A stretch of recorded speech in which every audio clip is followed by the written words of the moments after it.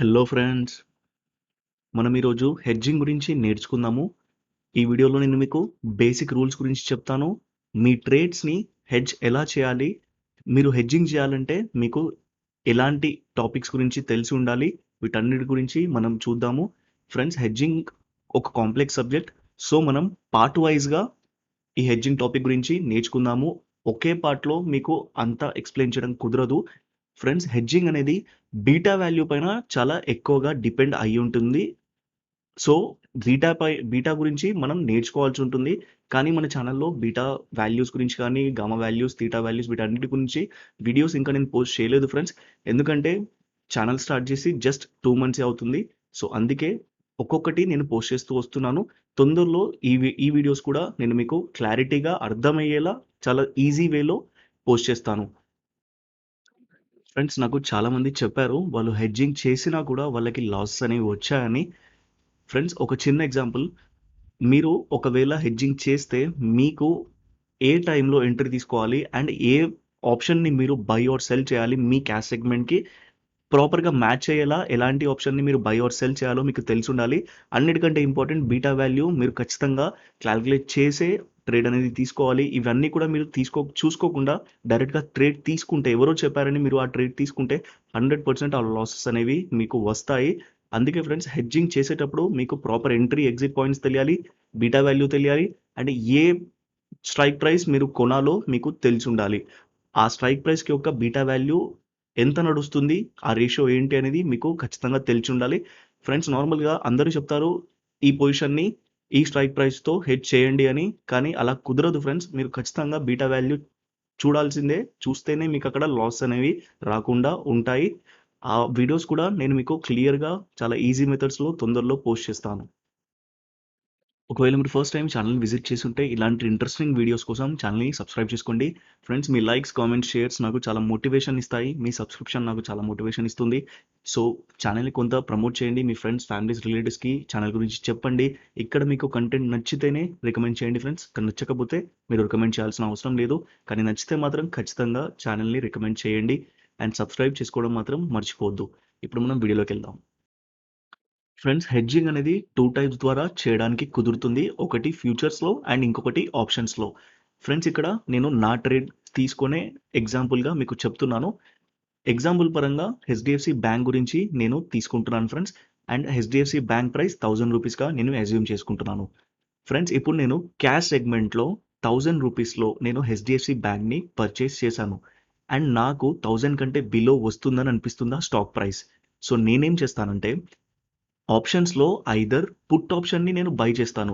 1000 rupees stock ఏదైతే ఉందో అది 950 వరకు వస్తుందని నాకు అనిపిస్తుంది, లేదా 980 వరకు వస్తుందని నాకు అనిపిస్తుంది. సో నేనేం చేస్తానంటే 980 ఆర్ 950 పుట్ ఆప్షన్ని నేను బై చేస్తాను. లేదా ఫ్యూచర్స్లో హెచ్డిఎఫ్సి బ్యాంక్ ఫ్యూచర్స్ని నేను సెల్ అన్నా చేస్తాను. 1000 రూపీస్లో నేను సెల్ అన్నా చేస్తాను. సో అప్పుడు ఏమవుతుందంటే ఒకవేళ క్యాష్ సెగ్మెంట్ ట్రేడ్ ఏదైతే ఉందో ఆ ట్రేడ్ 1000 కంటే బిలో వస్తే నాకు ఆప్షన్స్ పి ఏదైతే బై చేశానో ఆ ఆప్షన్ పిలో నాకు ప్రాఫిట్ అనేది వస్తుంది. అంటే క్యాష్ సెగ్మెంట్లో లాస్ ఏదైతే ఉందో పుట్ ఆప్షన్లో నాకు అది కవర్ అవుతుందని అర్థం. లేదా ఫ్యూచర్స్లో కూడా నేను సెల్ చేశాను కదా, ఐదర్ ఆప్షన్ని బై చేశాను లేదా ఫ్యూచర్ని నేను సెల్ చేశాను. ఈదర్ ట్రేడ్లో నాకు ఆ లాస్ అనేది కవర్ అవుతూ ఇక్కడ వస్తుంది నాకు. ఇప్పుడు మీకు అర్థమైంది అనుకుంటాను. కన్ఫ్యూజన్ ఏం లేదు ఫ్రెండ్స్. క్యాష్ సెగ్మెంట్ని మీరు హెడ్జింగ్ చేయాలి కాబట్టి మీకు 2 టైప్స్ ఉంటాయి. హెడ్జ్ చేయడానికి మీకు 2 టైప్స్ ఉంటాయి.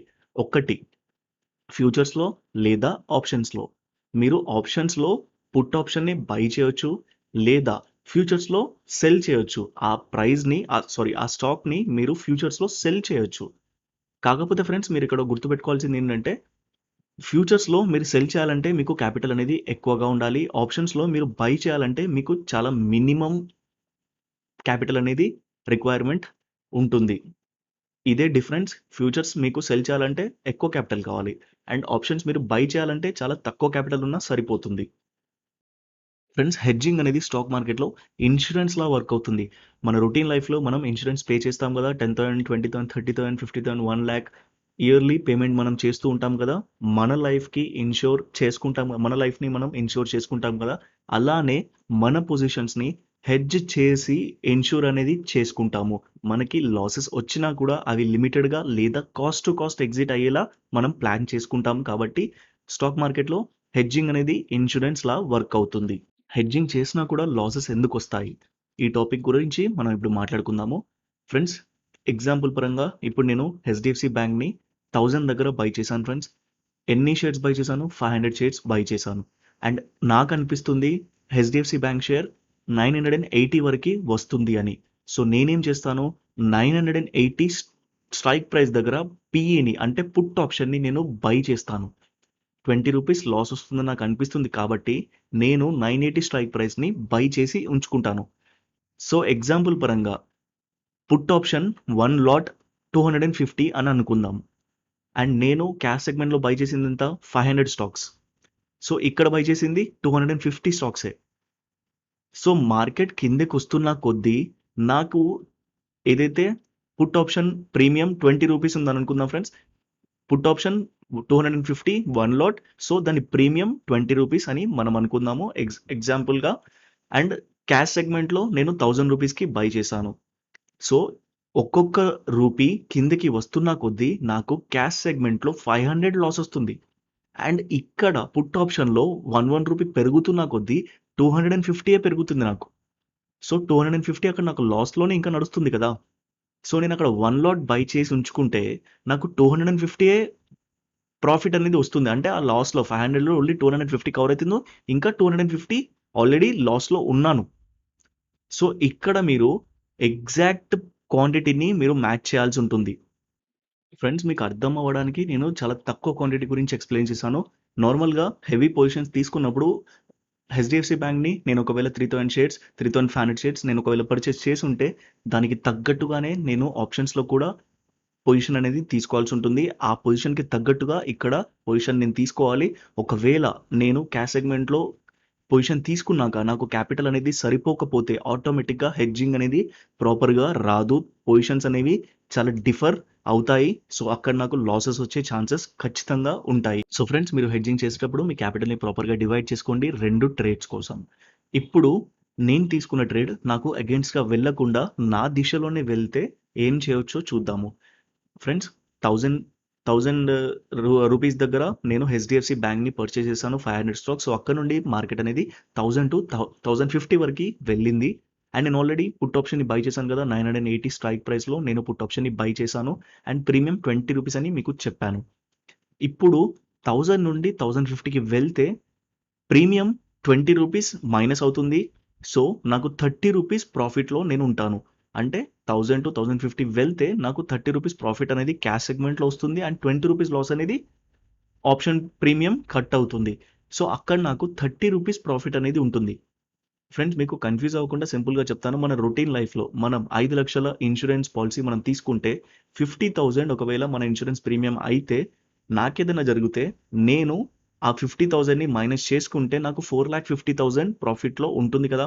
అంటే 4,50,000 నాకు గెయిన్‌లో ఉంటుంది. 50,000 మాత్రం నేను ఇన్స్యూరెన్స్‌కి కట్టాను. సేమ్ స్ట్రాటజీ ఇక్కడ కూడా 20 రూపీస్ మైనస్ అవుతుంది. ఆప్షన్ ప్రీమియం అనేది నాకు 0 అవుతుంది కాబట్టి 20 రూపీస్ అవుతుంది కాబట్టి 30 రూపీస్ ప్రాఫిట్ అనేది నాకు క్యాష్ సెగ్మెంట్‌లో వస్తుంది. సో అలా నేను హెడ్జింగ్ అనేది చేసుకోవచ్చు. సో ఫ్రెండ్స్, మనం ఇప్పటివరకి క్యాష్ సెగ్మెంట్‌ని ఎలా హెడ్జ్ చేయాలో నేర్చుకున్నాము. ఇప్పుడు మనం ఫ్యూచర్స్‌ని ఎలా హెడ్జ్ చేయొచ్చో చూద్దాము.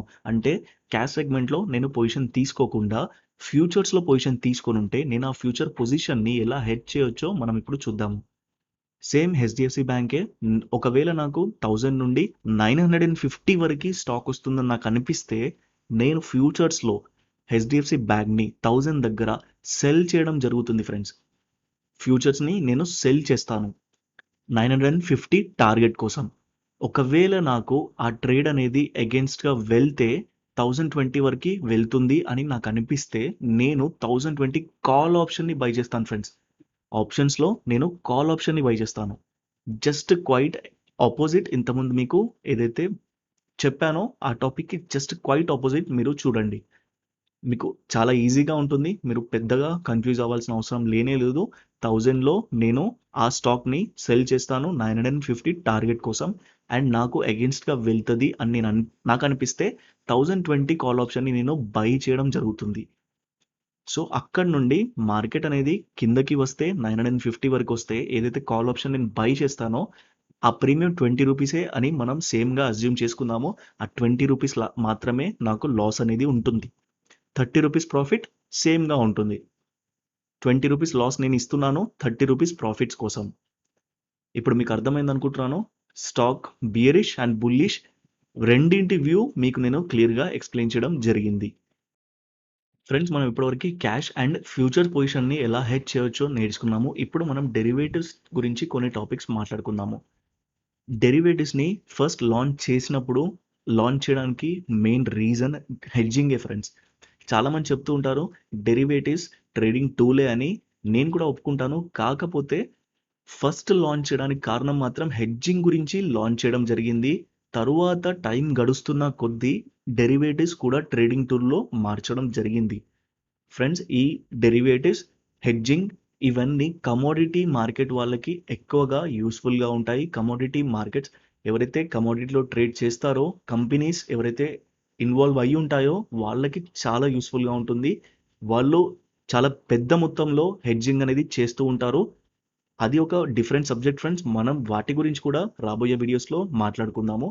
సో, డెరివేటివ్స్ కూడా ఇప్పుడు ట్రేడింగ్ టూల్ అవ్వడం జరిగింది. కాకపోతే ఇంతకుముందు అది హెడ్జింగ్ పర్పస్‌లో లాంచ్ చేయడం జరిగింది.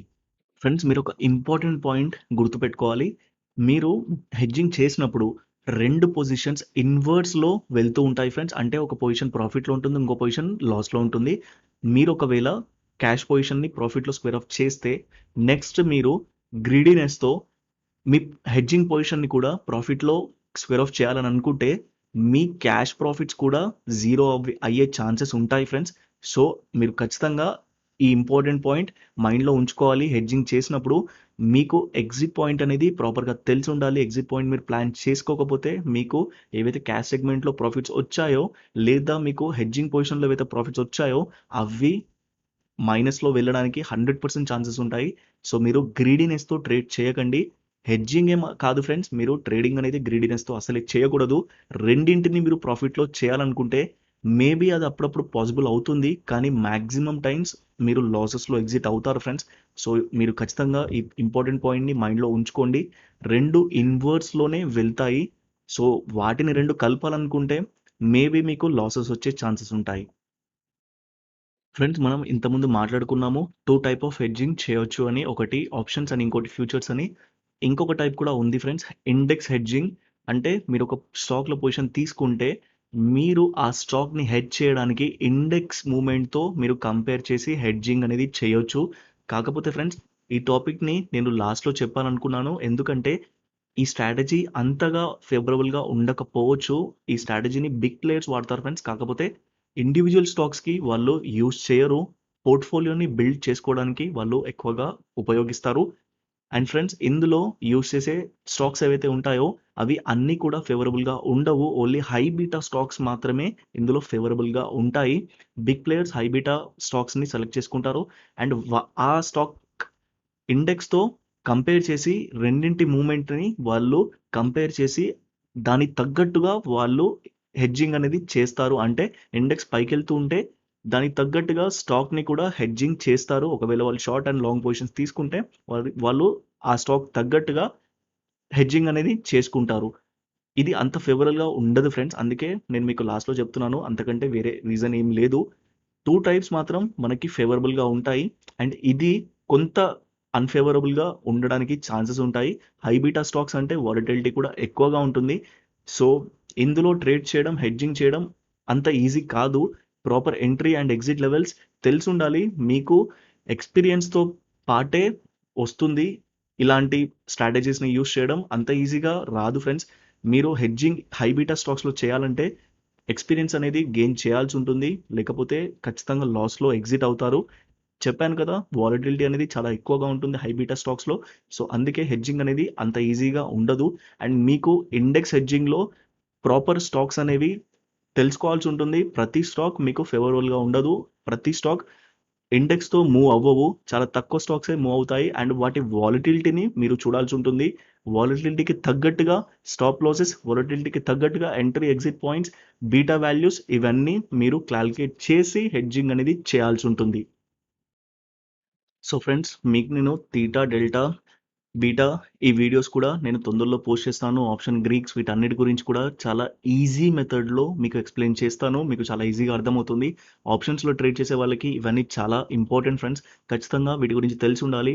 ఒక ఆప్షన్ని మీరు బై ఆర్ సెల్ చేస్తున్నప్పుడు beta value, gamma value, delta value వీటన్నిటి గురించి కూడా తెలిసి ఉండాలి. అప్పుడే మీరు ఆ ట్రేడ్లో సక్సెస్ఫుల్గా ఎంట్రీ ఎగ్జిట్ చేయగలరు. సో ఈ క్లారిఫికేషన్స్ కూడా మీకు తొందరలో వీడియోస్ ద్వారా చాలా ఈజీ మెథడ్స్లో ఎక్స్ప్లెయిన్ చేస్తాను. ఫ్రెండ్స్, ఈ వీడియోలో మనం బేసిక్ టాపిక్స్ గురించి నేర్చుకున్నాము. రాబోయే వీడియోస్లో మనం ఇంకా ఇన్ డీటెయిల్గా హెడ్జింగ్ గురించి నేర్చుకుందాము. మీకు ఈ వీడియో నచ్చిందని అనుకుంటున్నాను. నచ్చితే ఖచ్చితంగా లైక్ చేయండి అండ్ నాకు కింద కామెంట్ సెక్షన్లో తెలియజేయండి. Telegram and Twitter account links కింద డిస్క్రిప్షన్ బాక్స్లో ఉన్నాయి ఫ్రెండ్స్. నా ట్రేడ్స్ గురించి నేను అక్కడ పోస్ట్ చేస్తూ ఉంటాను. నా ట్రేడ్స్ తీసుకునే ముందు నేను పోస్ట్ చేస్తూ ఉంటాను. అండ్ ఇంకా ఇంట్రెస్టింగ్ టాపిక్స్ గురించి కూడా నేను అప్డేట్స్ ఇస్తూ ఉంటాను. ఇంట్రెస్ట్ ఉన్న వాళ్ళు జాయిన్ అవ్వచ్చు. మన ఛానల్కి బ్లాగ్ కూడా ఉంది ఫ్రెండ్స్. ఎవరికైతే ఎన్ఎస్సి వెబ్సైట్ యూస్ చేయడంలో ప్రాబ్లమేటిక్గా ఉంటుందో మీరు మన ఛానల్ బ్లాగ్కి రండి అండ్ ఇక్కడ మీకు ఇంపార్టెంట్ లింక్స్ సెక్షన్ ఉంటుంది. మీరు ఈ ఇంపార్టెంట్ లింక్ సెక్షన్లో ఇంపార్టెంట్ ఎన్ఎస్సి లింక్స్ ఉన్నాయి. మీకు డిఫరెన్షియేట్ చేసి ఇక్కడ చూపించడం జరిగింది. మీకు ఏం కావాలో ఇక్కడ చూసుకోండి అండ్ క్లిక్ హియర్ అనే ఆప్షన్ని మీరు క్లిక్ చేస్తే ఆటోమేటిక్గా ఎన్ఎస్సి వెబ్సైట్లో ఆ లింక్ పైకి వెళ్ళిపోతారు. ఫ్రెండ్స్, ఇప్పటివరకు మీరు ఛానల్ని సబ్స్క్రైబ్ చేసుకోకపోతే ఛానల్ని సబ్స్క్రైబ్ చేసుకోండి. నేను మీకోసం ఎవ్రీడే ఇలాంటి ఇంట్రెస్టింగ్ లెర్నింగ్ వీడియో పోస్ట్ చేయడానికి ట్రై చేస్తాను. అండ్ పక్కనే ఉన్న బెల్ ఐకాన్ని క్లిక్ చేయండి. నేను ఎప్పుడైతే వీడియో అప్లోడ్ చేస్తానో మీకు నోటిఫికేషన్ అనేది రావడం జరుగుతుంది. ఫ్రెండ్స్, ఛానల్ని ప్రమోట్ చేయండి. మీ ఫ్రెండ్స్కి, ఫ్యామిలీస్కి, రిలేటివ్స్కి చెప్పండి ఛానల్ గురించి. ఇందులో మీకు కంటెంట్ ఉంది అనిపిస్తేనే చెప్పండి, లేకపోతే చెప్పకండి. నేను ఏమనుకోను. బట్ ఛానల్ని కొంత ప్రమోట్ చేస్తే నాకు ఎంకరేజ్మెంట్ అనేది వస్తుంది ఫ్రెండ్స్, మీకోసం మరిన్ని ఇంట్రెస్టింగ్ లెర్నింగ్ వీడియోస్ చేయడానికి. Thank you.